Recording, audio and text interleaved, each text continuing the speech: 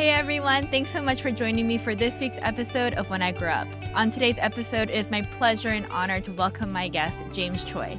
Hey James, how are you today? Hey Blair, great to be here. Thanks for having me on. Yeah, absolutely. I'm really excited because this is a career path that I feel like I don't really know anybody in this career path. So I feel grateful to have you on today to share a little bit of your story. So without me just, talking for days here, what is it that you do, James? Yeah, so my current role is as a lower school head of lower school. I am so basically an elementary school principal, but I work in an independent school in the Atlanta area called the Lovett School, and Lovett is a K through 12 independent school, meaning that families choose to apply and pay tuition to attend. So it is not a public school. And it's a K through 12 school, meaning that it spans, from students 5 years to 18 years old.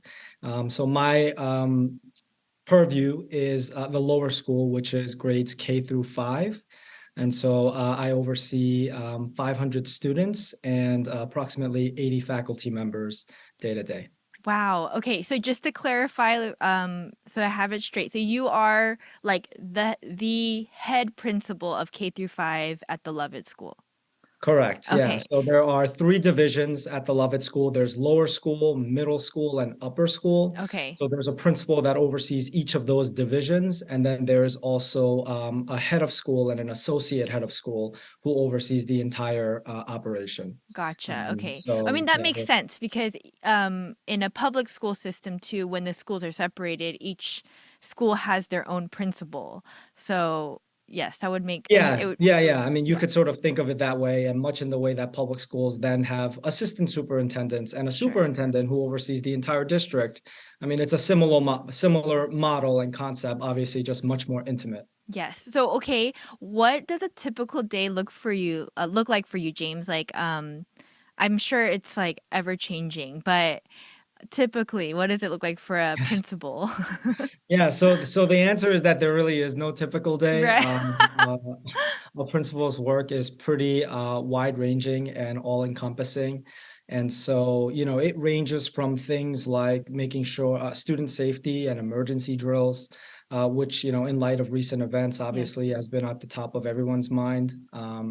So things like that, things like day-to-day operations, just making sure that, that the school building is fully staffed, overseeing the budget, thinking about how we allocate funds to different departments within our school, Mm, thinking about how to support teachers and their development, thinking about faculty retention and recruitment, thinking about students and their learning and developmental experience here throughout their time in the lower school.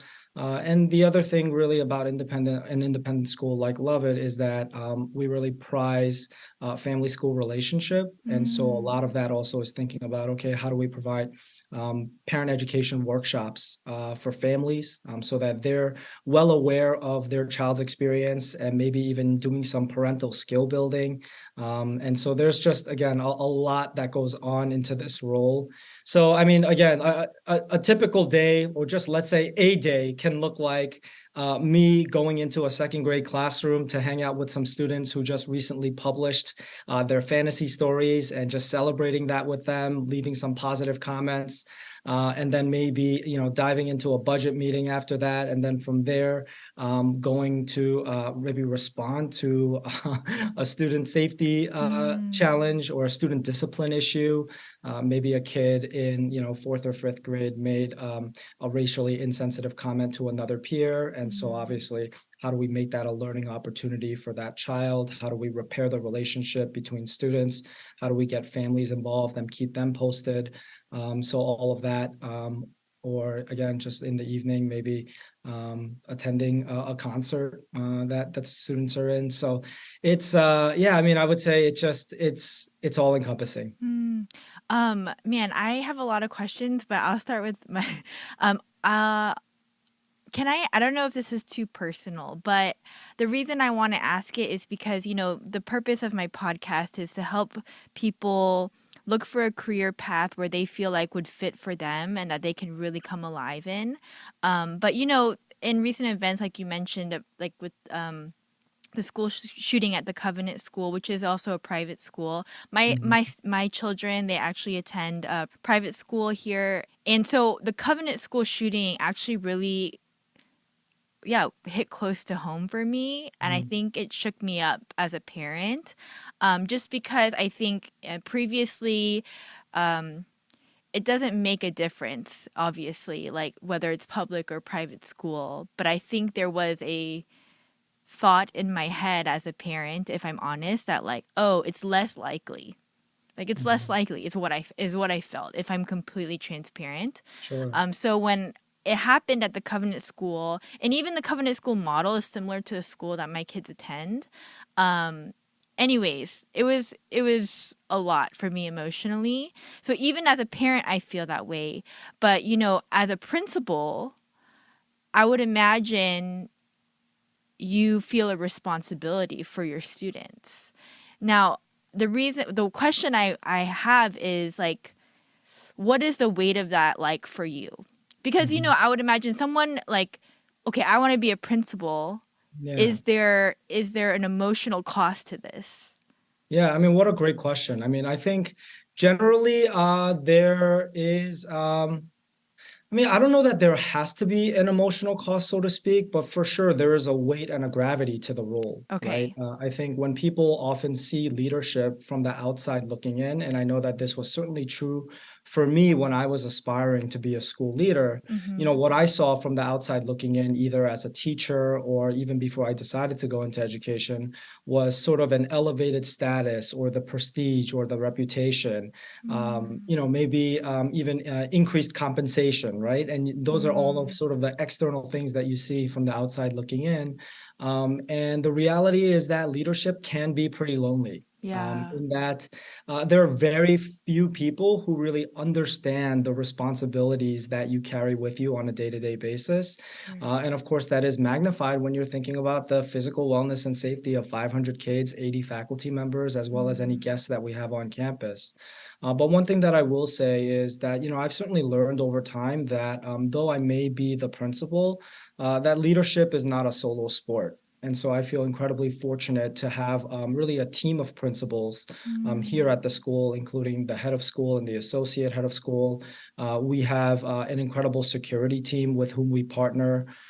I also have an administrative team in the lower school that helps me with day-to-day operations. Yeah. And so, I rely heavily on the people around me. And so I Mm. think what really helps defray some of what you're referring to as the emotional cost Mm. is just me recognizing that I'm not in it by myself and that Yeah. I've got other really good, capable people around me who are equally invested in the work that we do.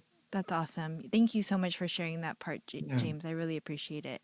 of course. Um, so as you're going through your day to day, I was wondering, is a principal more of like, is it heavy on administration, like as in far as like, like writing and like doing those kind of things, or do you feel like it's being hands on with your students, or is it a balance of both?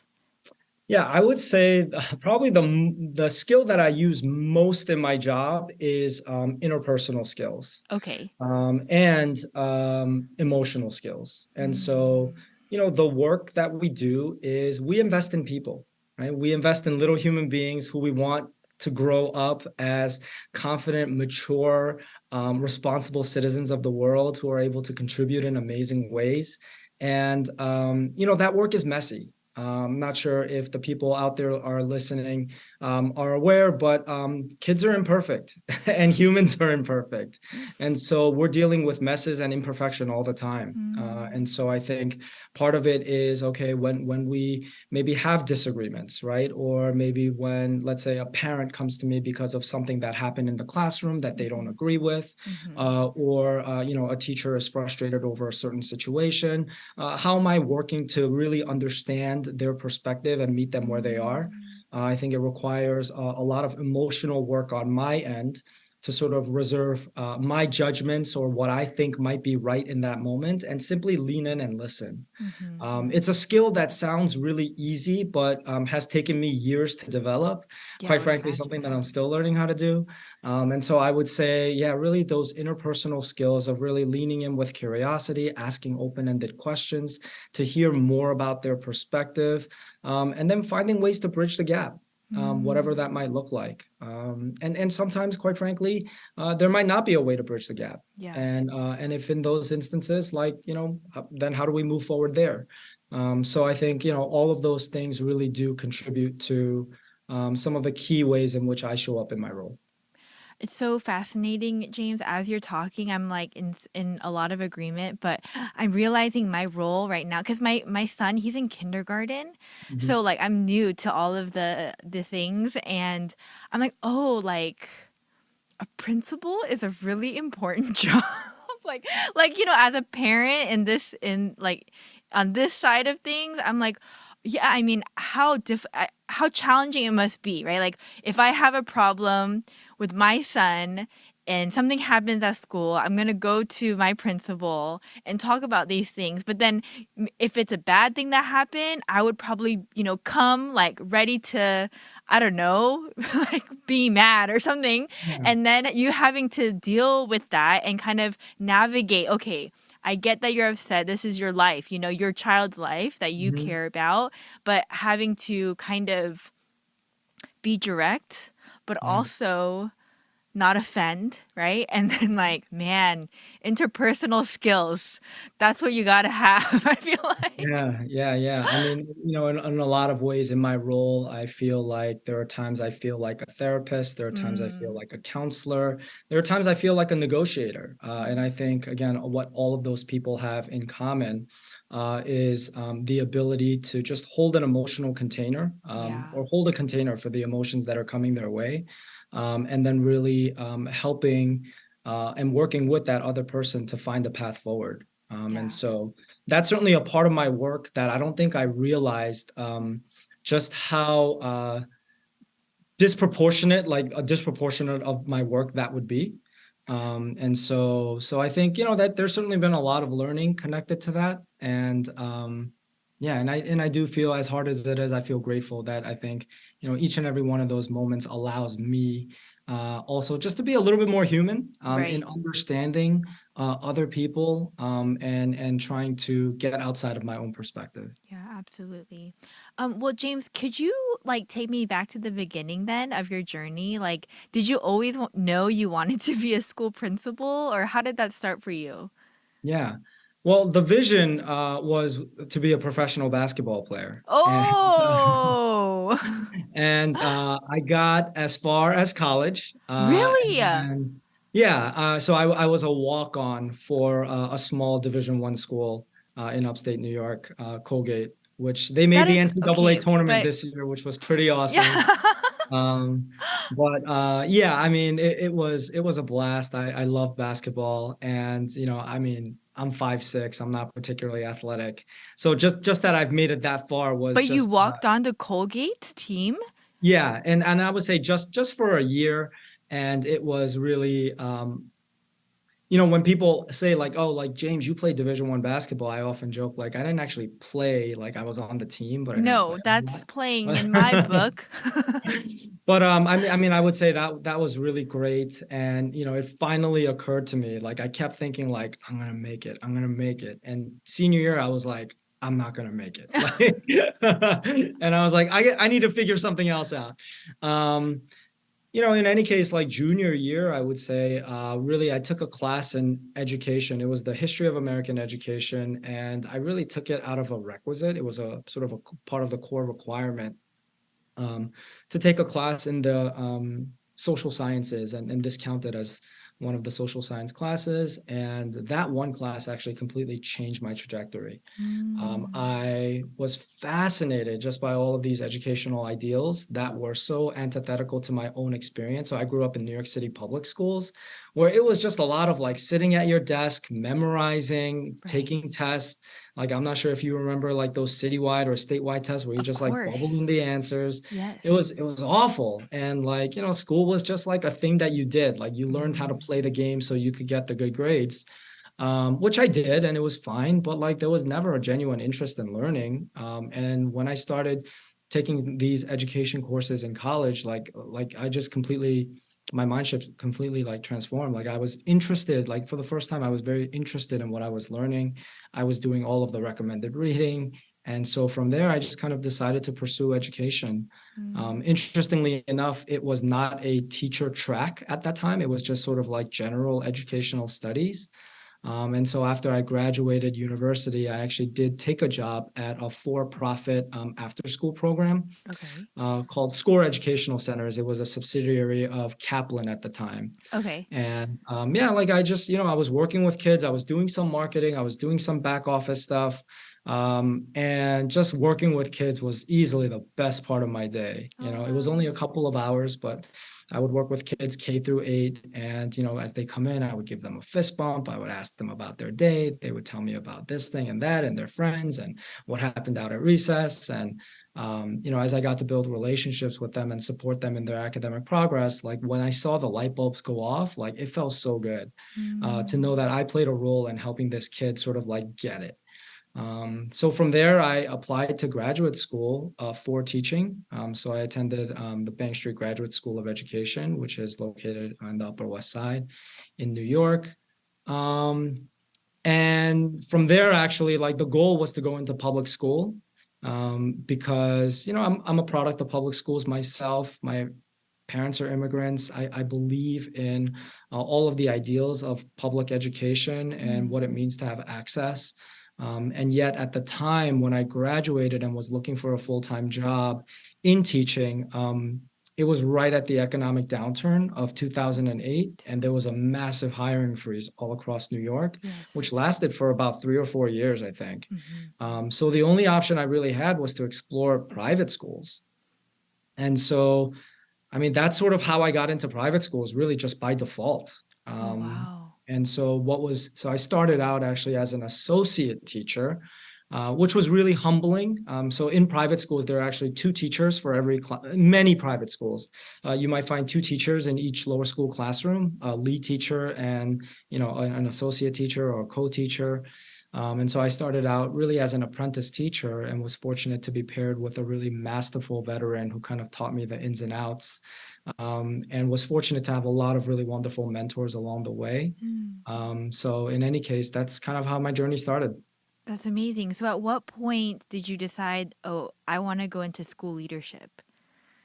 Yeah, so after spending 2 years at Packer Collegiate, I actually went to another school. I helped found the school called the Green Hill School. Okay. So I was brought in, I was hired to be the second grade teacher, and really build the second grade curriculum Oh, and build that wow. grade. And a couple years later, I moved up to the fourth grade to build the fourth grade. Uh And so huh. Uh this huh. this school was in its second year of existence when I joined, Uh huh. and we continued to build each grade until now we were able to build out K through 8, which was the vision. So, Amazing. there I was not only a teacher, but I was the custodian. I was part of the admission staff. There was a lot that I was doing that was not necessarily in the job description. I sat in on board meetings, and I think that experience really gave me a sense of just how complex schools were. Sure. Yeah. It's about people, it's about operations, it's about business, because ultimately, like you do need the funds to keep a school going. Mm-hmm. And so there were just so much involved. And I was like, wow, this is really interesting.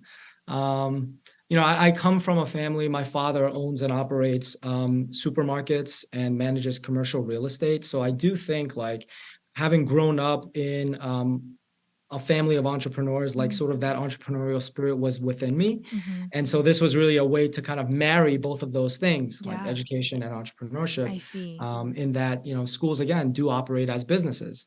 And so from there, I decided to take a year off to pursue my graduate studies in school leadership at Columbia University. There again, it was just a year of really rich learning, connecting with lots of people from across the country, many of whom were actually already school leaders. So it was pretty cool to just learn alongside them as peers.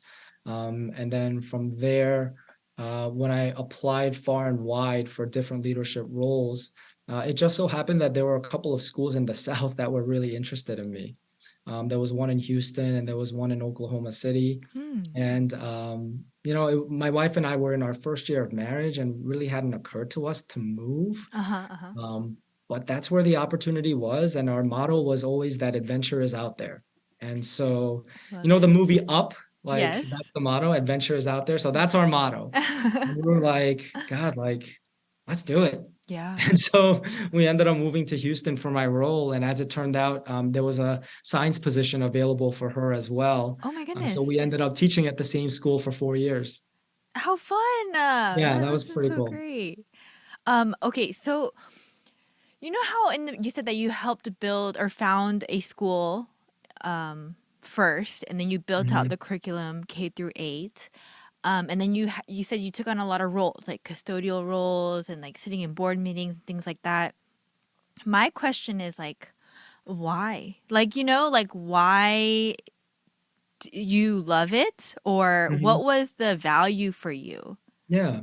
Well, I think the value for me is like I've always been interested in just like trying to get better. Like and whatever Mm. I decide to pursue, like how can I continue to get It's better the at heart this? of an athlete right there. And so, I mean, a little bit. I mean, I think part of that is definitely driven by like an internal like competitive fire. Yeah. Um, and then also like yeah, like I just knew that I wasn't going to be a teacher forever. In Mm. that I knew I wanted to be able to sort of expand my repertoire and try new things, take on new positions and roles, and take on new challenges. And so the benefit of being at a grassroots school is that I kind of had to do it Mhm, in that mhm. like if we didn't do it, like it didn't get done. Right, right.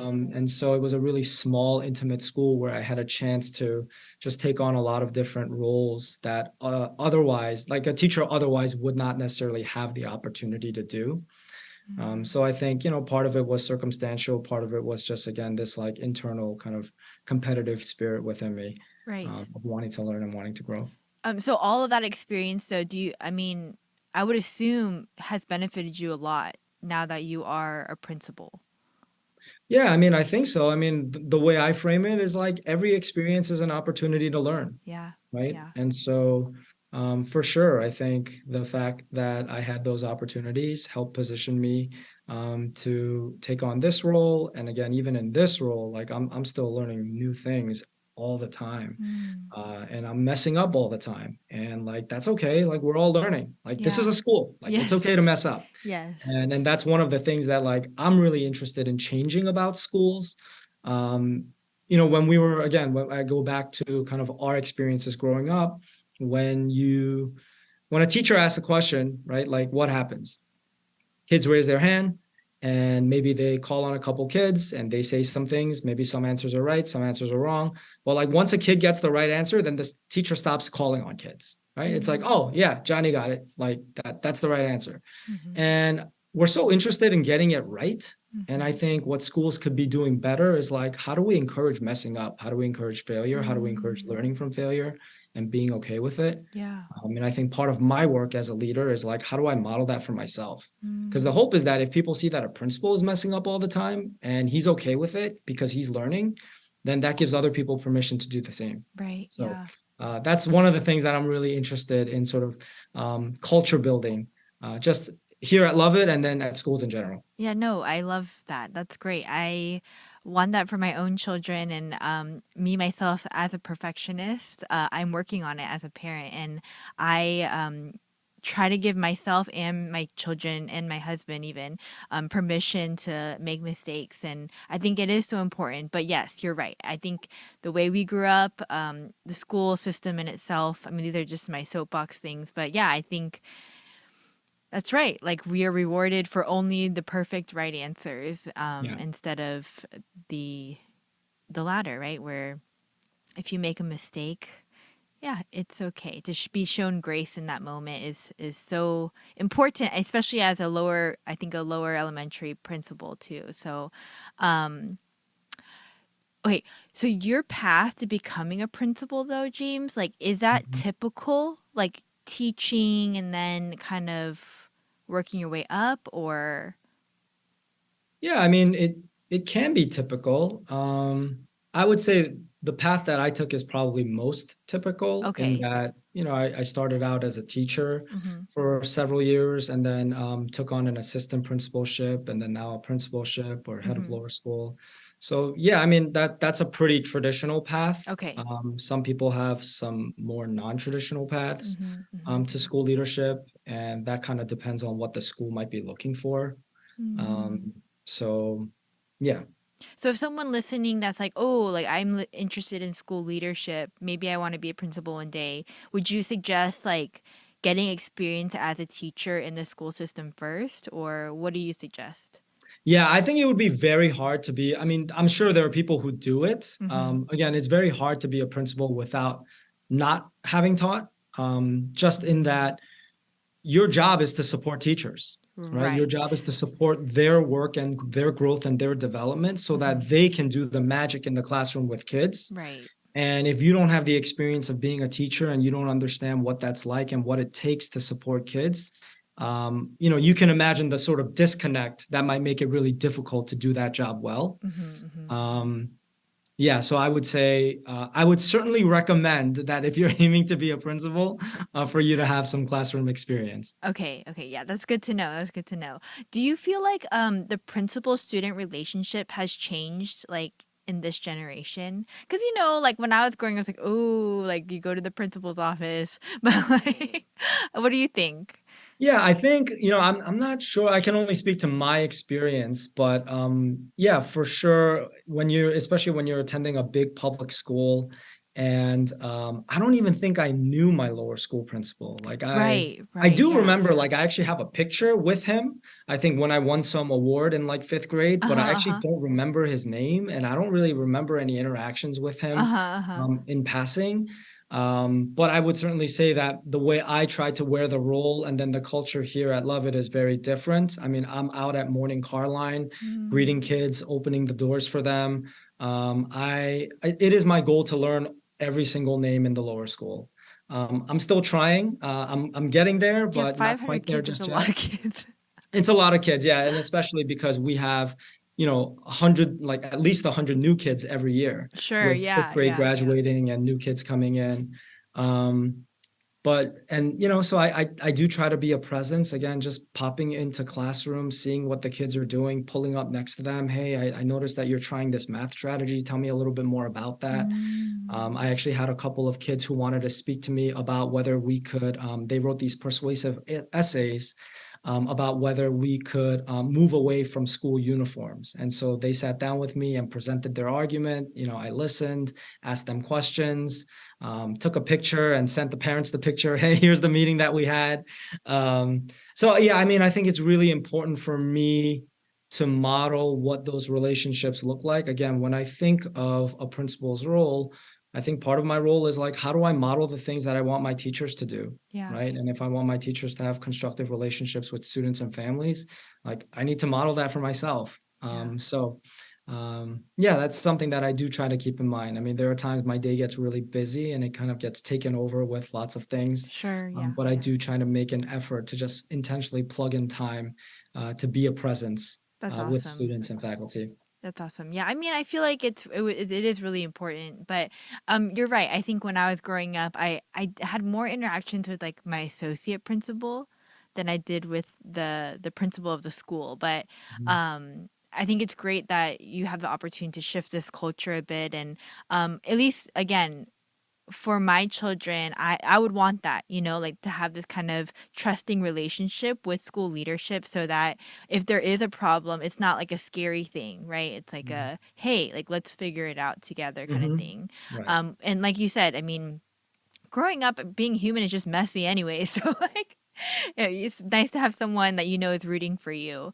Um, So I started this podcast, with the intention of resourcing young people. But also another element of the podcast, which I've shared with you before, is I do interview Asian Americans in particular. And the reason for that is I used to be a figure skating coach. Mm. And long story short, I had like about 20 students at the peak of my like kind of coaching career, and Oh, 17 of them were Asian.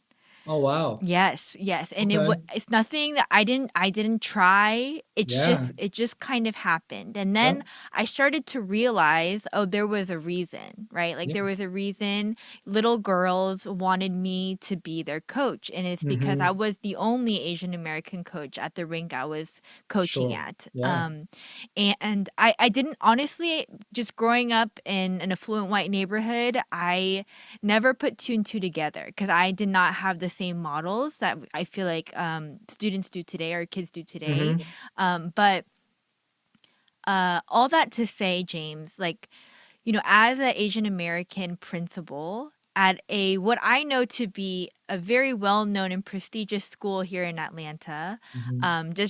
just growing up here, that's just how I viewed it. But um, like, what? Yeah, do you have any thoughts on that? Like, if I were a Korean kid going to Lovett, Yeah. I think that it would impact me more, like without even really understanding what I was feeling, right? Like, Sure. Sure. Yeah. um, I mean, I think what you're speaking to is like the power of representation, yes. and being able to see yourself in others. And yeah, I did not. So stepping into leadership roles, like I didn't necessarily have that in the forefront of my mind. Mm, But I will say that it became apparent to me as people shared that with me. So for example, like there are some Korean kids in the school where I was prior, as well as here, where the parents will come up to me and say, like, my child is so proud to be at Lovett because of you, or something wow. like that. Yeah, And yeah. yeah, I mean, so that means a lot in that, like, I'm not necessarily going out of my way to show up as a model Sure. for those kids specifically, but to know that I have that kind of impact, certainly then just kind of just makes me more aware Mm, of that, and thinking about their experience in, yeah, a space that where they're not heavily represented, yeah. right? And so Right? It's I not, right? Am I wrong to say that? no, I mean, I would say so. Our population is, I think right now we're at about somewhere in the neighborhood of like 24% ish In the students of United color. States or Sorry, what do you? Oh no, I'm talking about my school. oh, your school, your school. Okay, okay, yes, yes. We're like our population is approximately 24% students of Okay. color. Okay. Um, and I don't know the exact breakdown in terms of like the racial breakdown of that 24%, but yeah, I mean, Lovett is a long and storied institution, Sure, yeah. and so yeah, to certainly be a person of color in this space, I mean, it's I don't, yeah, I guess it's interesting in that, like, I don't necessarily think about it that way. Though again, I've just become more attuned to the impact and what that means for others. But I think for me, what's interesting is that I've actually always been in predominantly white spaces, Mhm, mhm. or non-Asian spaces, right? Yes. Like, so whether it's like, again, being on a high school basketball team, being on a Yeah. college basketball team, Yeah. being, at a very small liberal arts, sort of like upper class liberal arts school. Mhm. I've always sort of been, uh, I guess I've gotten used to those spaces. Mhm, mhm. And so maybe, I don't know, I'd have to think about that some more, just in terms of like, oh yeah, what does that mean for me? Yeah, no, I get it because like I mentioned to you before, it never occurred to me like that coaching situation, right? Like one day my husband was like, "Hey, did you notice that like all your students are Asian?" I'm like, "No." Like, like Yeah. I didn't even think to like that there was a second thought about it until some another coach actually said, "Hey, like my student left because she wanted you specifically, Mm, to be her coach." And um Yeah, so I'm in the same, like, I've been in predominantly, like, I think non-Asian spaces growing up, and so it never occurred to me either. So I know exactly what you're saying, but I just wanted to thank you, I guess, to be in this space, in this leadership role, and making the impact you are making on the next generation. And I think it does speak volumes, whether you realize it or not. I'm sure you know, but Yeah, well, I am certainly hyper aware that it's like I have not come across another Asian male lower school educator. right? In I in feel my like that's journey, so rare. in my journey, like, so I've been in education 17 years and I Uh-huh. have not come across a single other Asian male lower school educator. That's so I mean, interesting. I've come across some friends who are like, upper school math teachers or upper Uh-huh. school science department Uh-huh. chairs, Uh-huh. but not lower school, and not male. Interesting. I have, so if you're out there, would love to connect with you. Yes, yes. That's pretty fascinating. Um, all right. Well, we're kind of like rounding out our hour together, James, but I always ask a last couple few questions to my guests. And the first one is, what do you like least about your job? Ah, that's interesting. I mean, I think, well, I don't know if it's that I like least, but I would say what is hardest about my job Mm-hmm. is just unexpected crises. Mm, And again, just knowing that I'm responsible for 500 kids and 80 faculty. So, yeah. last year, for example, like we had a building fire. Like we actually had a fire in the lower school, so we do the drills obviously, and they're always just drills, but like this time it was real. Right, We couldn't right. go back into the building for 2 weeks, so I had to come up with an alternate plan with my leadership team about how we're going to keep school going when we can't go back into the building. And so, fortunately, other leaders in the school sort of rallied around me, and we came up with a plan to kind of make it happen. What It was the was a hodgepodge of solution? plans. So we ended up borrowing middle and upper school I spaces. see. And so, yeah, we were certainly fortunate that we have a large campus and some additional spaces. It also happened to be exam week for middle and upper Oh, school, so they didn't have traditional classes. So the timing of the fire, if it was going to happen at all, was fortuitous. So I would say, yeah, like crises like that, or like, I mean, COVID. COVID was incredibly difficult in right, that right. everybody had an idea of what was right. And when you have a huge population, like you're never going to please anybody, right? Mm-hmm. Or everybody. I mean, yeah, Mm-hmm. it's Mm-hmm. very difficult to find a Goldilocks solution. And so you Mm, try to do the best that you can with the information that you have. And to the extent that people have strong feelings about the decisions that you make, you try to listen and hold a container for those emotions and thoughts. And then ultimately you just stick with the decision that you might think is best. So mm, again, that's sort of another example, I think, of when leadership can be very lonely, mm-hmm. in that people hold you responsible for the decisions that you make. Right, right. So those were pretty tough times, and I would say really exhausting times, Mm-hmm. and times where I can also say that I've probably grown the most, just Mm, in terms of um, building my own resilience as a leader and a human being. sure, yeah. So, James, do you, as a principal, like, you do have to make a lot of final decisions then? Like, you don't have to answer to other people? Well, I mean, I answer to the head of school, Okay, okay. and I work in tandem with other school leaders, whether Okay, that's okay. the other two principals, and we have again just a team of senior leaders here. Um, but I am the face of the lower school, and so if Right. people often have a question about a lower school related decision, sort of Yes. an institutional decision, then I am often the first person that they seek. Okay. I was just curious. Yeah. But that's crazy, the fire. It reminds me, sorry, quick sidebar if you don't Mhm. mind.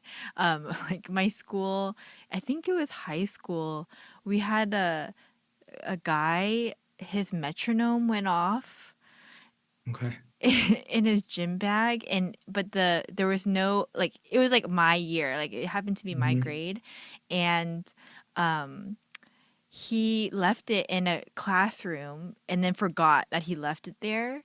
So there was this unidentified bag like ticking. And so like Oh, wow. yeah, like it was insane. And so we Yeah. everyone evacuated the school, Oh the my bomb squad showed up. God. And Whoa. like till this day, like even like our class reunions were like, hey, remember that time that Yeah. like That sounds pretty crazy and right? really It's so scary. crazy. And I feel like it was at the height of like I would even say like something happened. But it was like it wasn't like like heard of. You know what I mean? Like it was like I don't know if it was a school shooting or something to that situation was like totally legitimate. It could be legitimate kind of thing. Mhm. And so yeah, Candy, it was crazy. I mean, the Yeah. kids, us students were like, aha, but then I'm sure leadership was like, Yeah. this Yeah. is nuts. But anyways, okay. Well, as But they so say, yes. tragedy plus time equals comedy. Yeah. um, so what do you like the best about your job? Yeah, I think the best thing I like about my job is just finding those wins, like connecting with people. I mean, I love hanging out with kids. There Mm, are times again when I'm out at carpool, just greeting them. Or sometimes I might hop into a PE class or recess and play basketball with them or whatever game that they're playing. They love that. They love when I I'm just sure, yeah. surprise them and just pop in and join them. Um, I mean, I also really love coaching my team.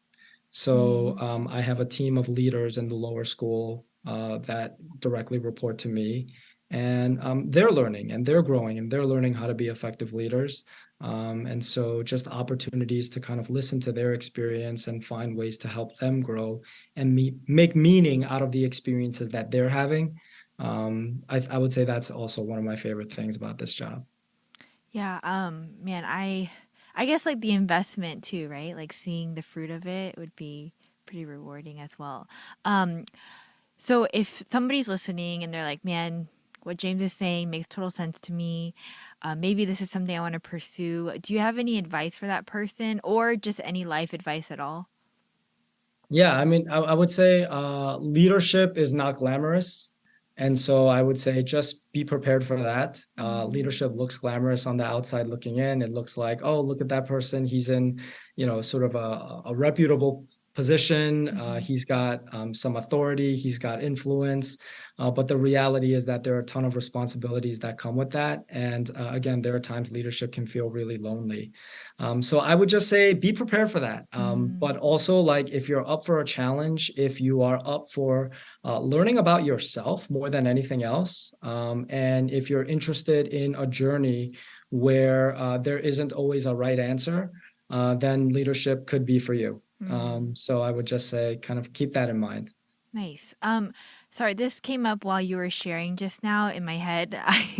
Are leadership roles in schools like competitive? Like, is it hard to do that? Yeah, I mean, I would say it's pretty competitive. So I'll just give you an example. So I opened a search for one of the positions on my leadership team. Uh-huh. It's a director of teaching and learning. Okay. So they are responsible for supervising and mentoring teachers, instructional coaching, curriculum development. And it's so the role that we searched for was a director of teaching and learning for grades 3 to 5. So I have a Okay. director of teaching and learning for K to 2, and I have one for 3 to 5. For that role, we conducted a national search, of which I would say over 40 qualified applicants submitted their resumes. From there, we interviewed 12 first round candidates Uh-huh. and boiled it down to 3 finalists. And then, of Wow. course, ultimately one person gets the job. Wow. So, Wow. so yeah, I mean, and I would say it probably gets more competitive the higher you move up. I see. So as you can imagine, probably for a role like mine, I mean, becomes a little bit more competitive. If one day I decide that maybe I want to pursue a head of school position, that will obviously become incredibly Mm, competitive. So yeah, I mean, I would just say for sure it is. There are only so many leadership roles, right? And again, that's part of again what makes this job somewhat lonely. There just right. aren't the higher you move up, you have fewer and fewer peers. Mm-hmm, mm-hmm. That So makes sense. So like because it is so competitive, is there something like advice for that? Like is it like who you know or what is yeah, so there? I mean, it never hurts to network, right? It Right. never hurts to network. I would say, so like, are you asking in terms of like how you can position yourself to be competitive? Sure. Yes. Okay. Mm,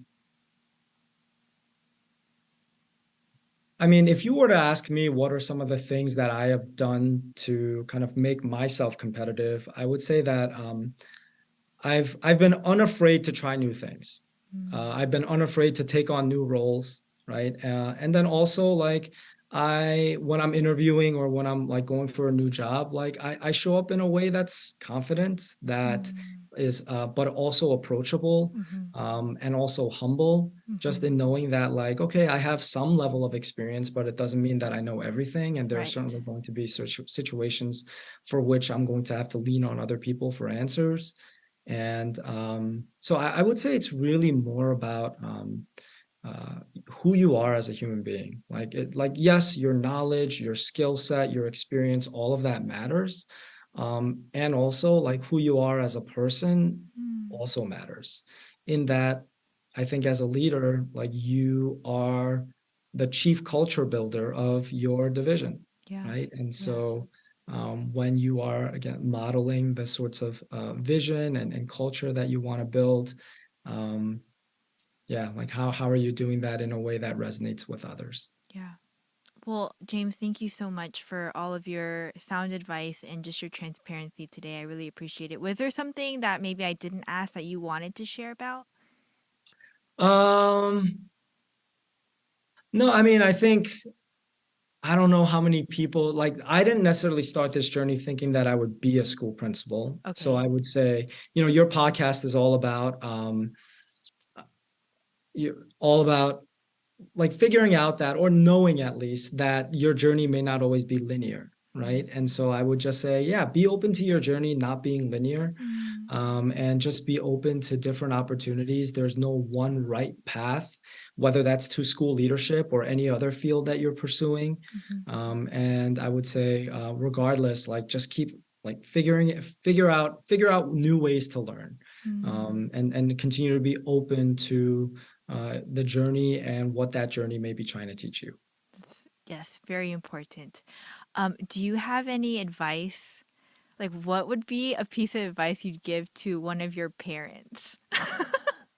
So one of my parents, are you asking that as a parent? Yes.